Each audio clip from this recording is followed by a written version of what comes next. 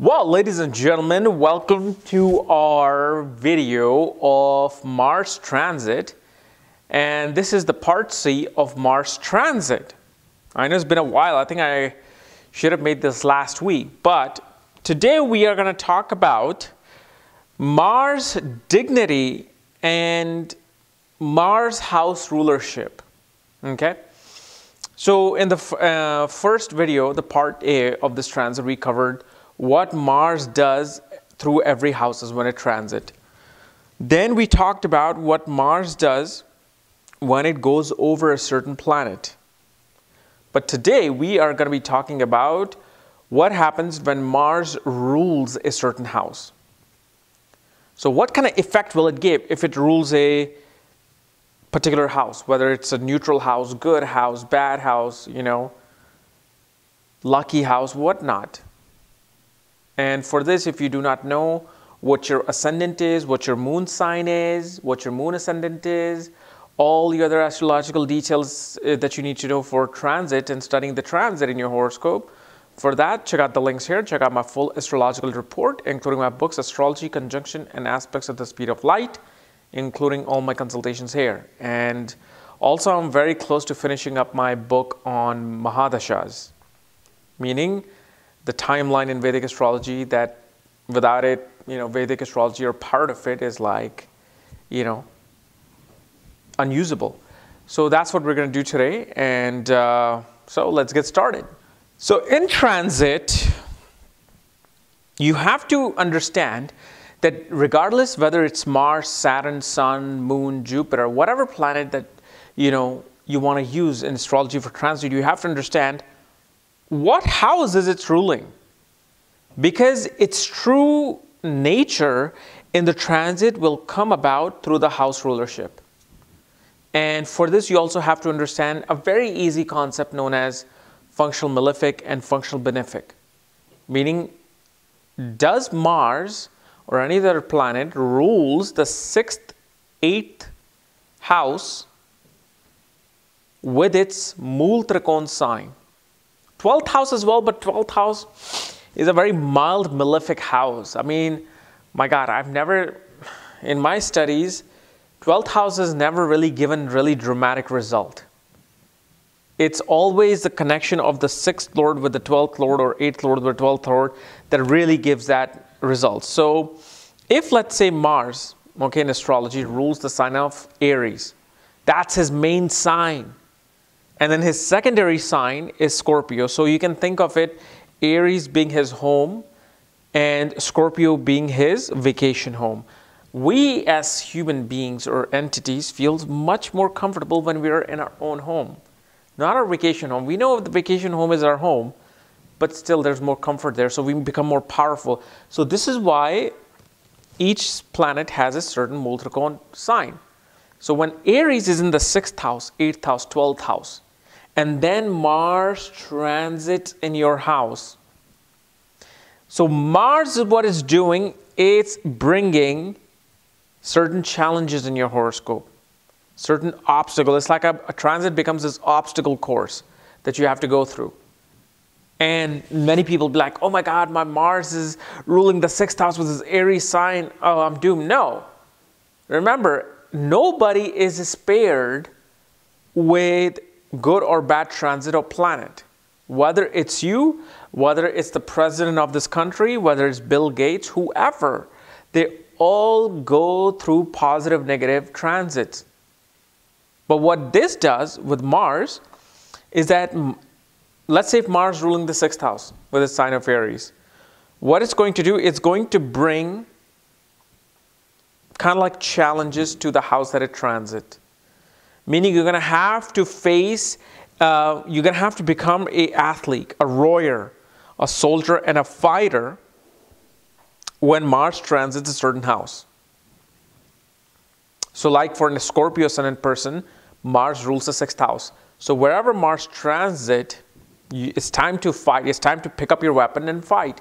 While somebody else may have to deal with Jupiter ruling the bad house, may have to deal with Saturn ruling the bad house. So it's not like you're like a special person who is now stuck with this Mars. No, it's everybody and anybody could be going through, certain transits. So here, with the 6th house ruling, it can bring obstacles, and you're going to be forced to solve somebody else's obstacle. Facing challenges. 6th house is war zone. So when Mars transits a house, it's going to bring this war zone onto that house. So now you're going to have to stand up and fight. So like if it transits your 10th house, well, now the workplace, you're going to face challenges and projects that are going to test your might. And that's where you have to show up with this Mars. And if Mars rules the 8th house, wherever it transits, it brings transformation in that house. Like for instance, Mars rules the 8th house with his sign of Aries. What Mars is going to do when let's say transits the 4th house, you can suddenly have a transformation in your home.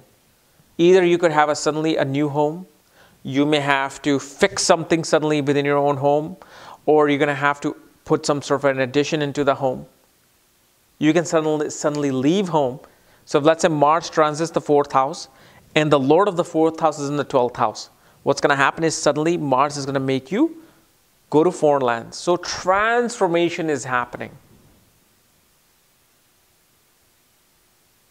And so just like this, if Mars rules, let's say, the 1st house, 5th house, 9th house, with this Mool Trikon sign, even the other sign, don't just think that it's the Mool Trikon sign that has to do the damage. No, Mars can rule the sign of Scorpio in the 6th or 8th house and still can bring havoc. But mainly, it is when the real sign is there. But let's say if Mars rules your Trikon houses, it's like you have a Mars with a weapon. Now Mars, when it transits, you'll have a weapon to deal with all the challenges. Kind of like in a video game. Now you have these special powers and you're able to just go through certain hurdles. But this is a good position of Mars. So Mars brings victory over certain houses whenever it transits, because it's ruling a very powerful trinal houses, Trikon houses. And this is from the ascendant and the moon.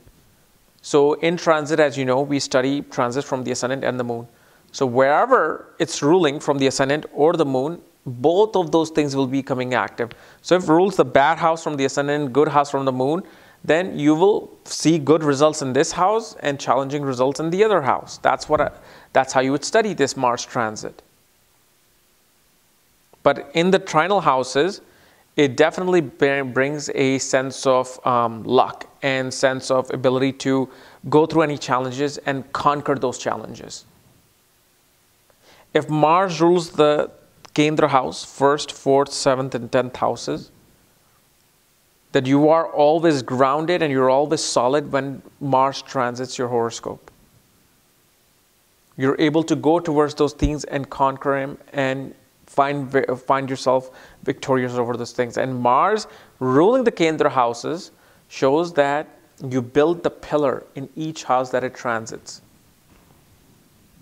So it's a very, very powerful position of Mars. If Mars rules your money houses, 2nd house, 11th house, then what Mars does here is that suddenly there's going to be energization of money and spending of money and taking of money on the houses that is transiting. If it also, let's say 2nd house represents your family, your assets, family assets, Mars transiting in any house will be conquering things for your 2nd house. Like Mars rules your 2nd house, transits the 5th house. If you have any kind of investments, you're going to be taking those investments and giving it to your 2nd house. If Mars transiting the 7th house, ruling the 2nd house, you're going to get a partnership or you're going to be engaged into relationships through which you want to benefit your 2nd house of family. So this is how Mars focuses. Because remember, you got to understand, Mars is a soldier. The soldier's mentality is never to simply do business. Mars does not know how to do business. Mars simply knows how to conquer and follow orders. So when Mars transits, it simply knows I got to grab this and take it and put it wherever my house is ruling. So 2nd house is the house of hoarding, wealth, I'm looking up here because in the Vedic astrology chart, the second house is up here. So if this is my head, this is my second house, and this is my 12th house. And then what you want to also see is that how is Mars placed in the divisional charts? So if, let's say, Mars is transiting your 5th house in the birth chart, meaning Mars is now energizing your 5th house. And then Mars rules a certain house, 11th house. So it shows one can be attaining gains through children, gains through speculative business. But the same Mars could be ruling the 11th house in your Namansha chart and transiting your 5th house as well in the Namansha. That can have a very different scenario to it, because Namansha is to deal with your married life. Which means now Mars is trying to fulfill your hopes and wishes and desires through going towards romance, energizing your romantic house. It's no longer to children here. Children, yes, you can still see that, but mainly it's to deal with the spouse. So Mars can suddenly here energize you towards being more romantic towards your spouse.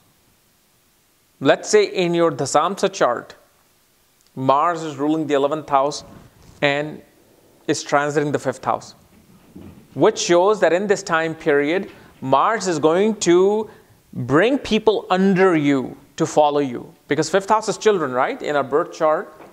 So in the Dasamsa chart, which is a divisional chart related to career, 5th house becomes the house of people who are working under you, like your children. So if like I'm a manager, if I'm, let's say, a supervisor, I have, let's say, 10 employees under me. So now what's happening, your gains are coming through the people who are working under you. So this is how you got to try to understand transit of not just Mars, but any other planet. But one thing you'll also notice is that people who have Mars ruling the 6th house with their Multrikon sign, or 8th house, which would be the sign of Virgo or sign of Scorpio, Scorpio ascendant or Virgo ascendant. When Mars rules the bad houses, the thing about you'll notice is that these people love challenges. They love to have some challenge come up in this house, now this house, now this house.